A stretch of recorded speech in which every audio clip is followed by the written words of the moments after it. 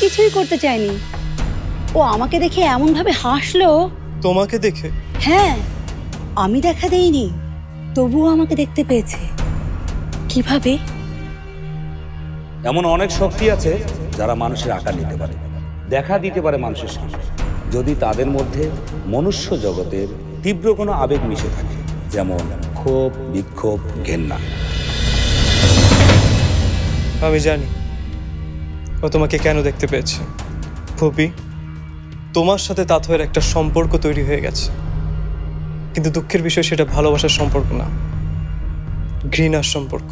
ঘৃণা তো ওকে আমি করি, যেদিন থেকে মরেছি সেদিন থেকে ঘৃণা করি।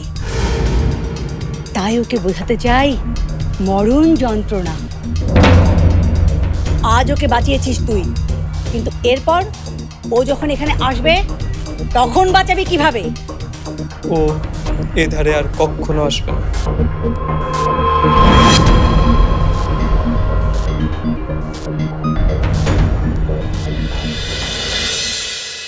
আসবো আকাশ, যখনই তোমার কথা মনে পড়বে তখনই আসবো। তুমি ডাকলেও আসবো, না ডাকলেও আসবো। আরে ওঠ না। আরে সকাল তো লজ্জা পাবে। কিসের সকাল? আমি যখন চোখ খুলি তখন সকাল হয়, এখন চোখ বন্ধ মানে রাত। বের হওয়ার কথা ছিল ৮টার দিকে, এখন বাজে ৮:৩০। ওঠ তো, ওঠ, আয় ওঠ, ওঠ। ওফ, তুই না একদম আমার মা স্বভাব পেয়েছিস, একটু শান্তিতে ঘুমোতেও দিলি না। না, দেব না। আচ্ছা, তুই না আমাকে বলেছিলি যে আমাদের ড্রিমস আনলিমিটেডের কাজ আছে? আমরা কি এখন ঢাকায় থাকি? আমাদের ঢাকায় পৌঁছাতে 2 ঘন্টা লাগবে। আয় ওঠ তো, ওঠ, যা ফ্রেশ হয়ে নিবি না। কি আর করার, যাচ্ছি। এই তো গুড গার্ল, যা ফ্রেশ হয়ে।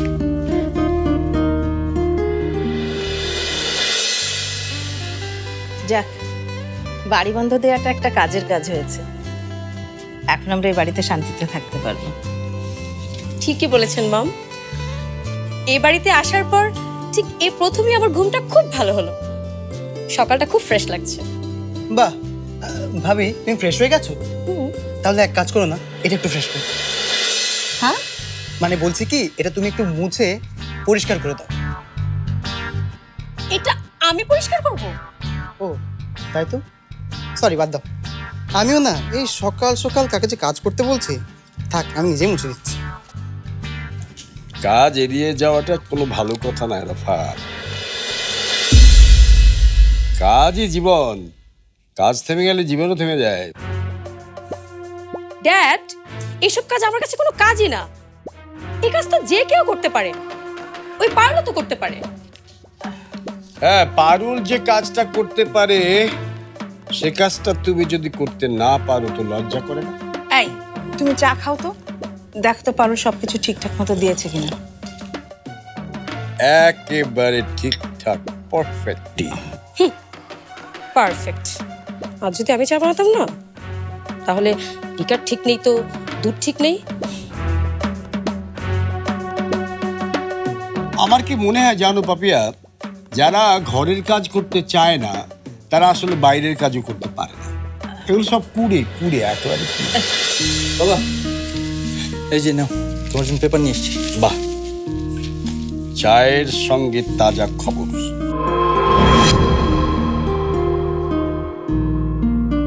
কালকে যে পেপার পড়েছিলাম দারুণ মজা হয়েছিল, আজকেও। আচ্ছা, ওই যে শাস্ত্রীয় সঙ্গীতের যে আসরটা বসবার কথা ছিল সেটার যে কি অবস্থা?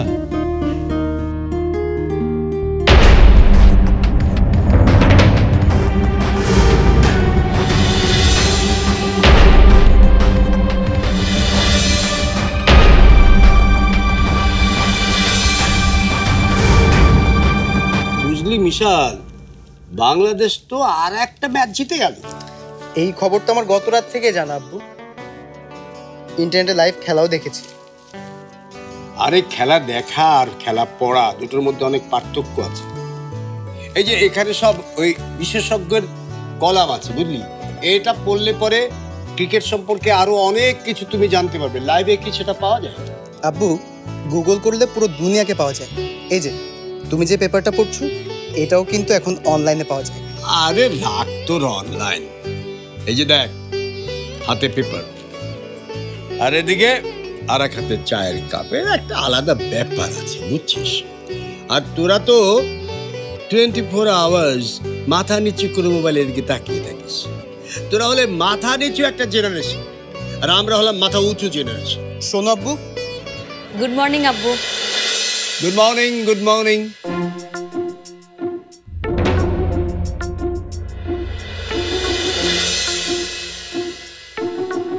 আরে তাথই, তোমার পা ঠিক হয়ে গেছে নাকি?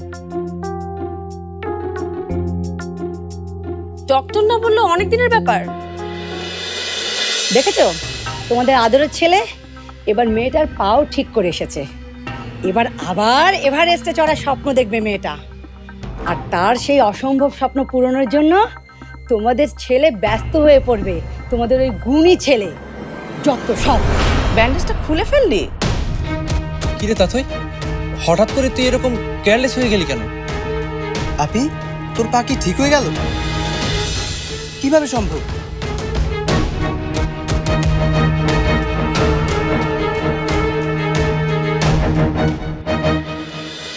কি ব্যাপার, সব এখানে ধর্ণা দিয়ে দাঁড়িয়ে কেন? হ্যাঁ,